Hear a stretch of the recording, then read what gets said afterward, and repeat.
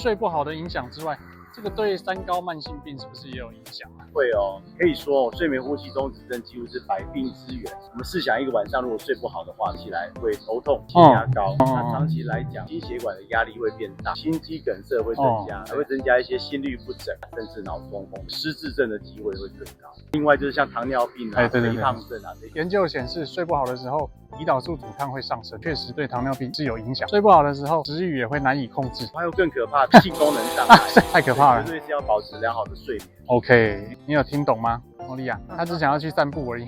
可以散步了吗？公园现在狗细沙。